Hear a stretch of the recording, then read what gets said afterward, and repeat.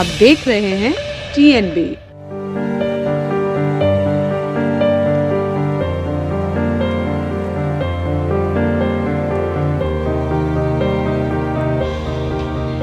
केंद्र सरकार के नए हिट एंड रन कानून के खिलाफ ट्रक, डंपर और बस चालक सड़कों पर उतर आए हैं। सब्जी, पेट्रोल, डीजल जैसी बुनियादी चीजों की सप्लाई करने वाली ट्रांसपोर्ट सेवाएं भी ठप पड़ती जा रही है। देश के अलग अलग शहरों में लोग परेशान हो रहे हैं। पब्लिक ट्रांसपोर्ट का इस्तेमाल करने वाले लोग घंटों तक बस स्टॉप पर बसों का इंतजार करते हुए नजर आ रहे हैं, लेकिन उन्हें कोई पब्लिक ट्रांसपोर्ट वाहन नहीं मिल रहा है, जिसके बाद उनकी परेशानी अब बढ़ गई है।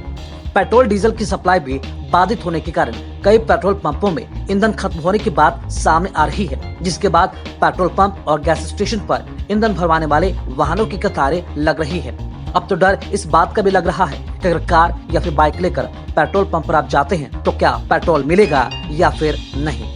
दरअसल केंद्र सरकार ने हिट एंड रन को लेकर नए कानून बनाए हैं, जिसके चलते अगर कोई भी ट्रक या डंपर चालक किसी को कुचल कर भागता है तो उसे 10 साल की जेल होगी। इसके अलावा जुर्माना भी देना होगा। पहले इस मामले में कुछ ही दिनों में आरोपी ड्राइवर को जमानत मिल जाती थी और वो पुलिस थाने से ही बाहर आ जाता था। हालांकि इस कानून के तहत भी 2 साल की सजा का प्रावधान था, लेकिन नया कानून लागू होने के बाद दोषी को अब 10 साल की जेल में रहना होगा। हालांकि घायल को अस्पताल पहुंचाने पर कुछ रियायत का प्रावधान है। ट्रक और डंपर चालक इस कानून का ही विरोध कर रहे हैं, जिसके बाद ये विरोध प्रदर्शन अब बढ़ता ही जा रहा है।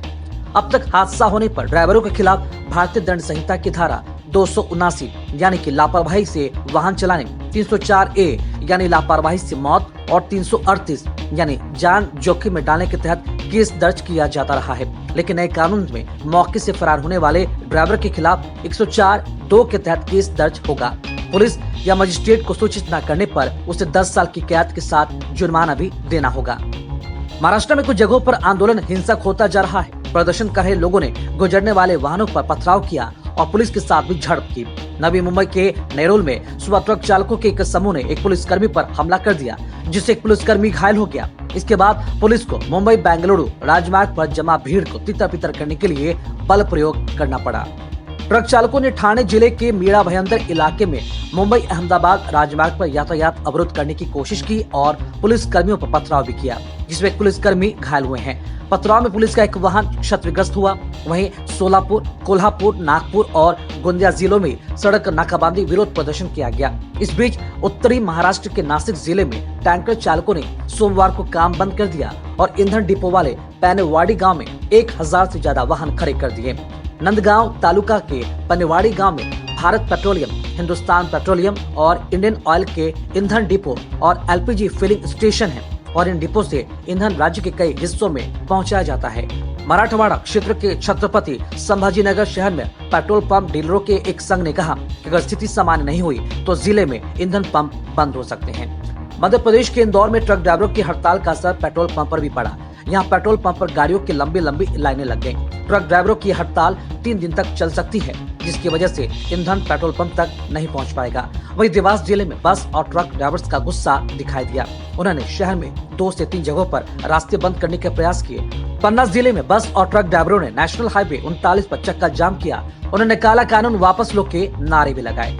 हिट एंड रन कानून के खिलाफ राजस्थान में भी प्रदर्शन देखने को मिला। हनुमानगढ़ जिले में भी ट्रक और बस ड्राइवरों सड़कों पर उतर आए। उन्होंने हाईवे जाम कर इस कानून का विरोध जताया और इसके बाद ड्राइवर जिला कलेक्ट्रेट पहुंचे, जहां उन्होंने सरकार और प्रशासन को कड़ी चेतावनी भी दी। हालांकि हड़ताल में अब तक बड़े ट्रांसपोर्ट एसोसिएशन शामिल नहीं हुए हैं। इस मुद्दे को लेकर आज देश के अलग अलग हिस्सों से ट्रांसपोर्ट संगठन के लोग ऑनलाइन बैठक भी करेंगे। अब देखना दिलचस्प होगा कि ये प्रदर्शन आने वाले दिनों में शांत होता है या फिर और भी भड़कता है। क्या केंद्र सरकार बस ड्राइवर और ट्रक चालकों के सामने झुकती है या फिर ये काला कानून सरकार लागू करती है? देखना दिलचस्प होगा। खबरों में फिलहाल इतना ही। देश और दुनिया की ताज़ा अपडेट्स के लिए लॉगिन करें www.thenationalbulletin.in पर।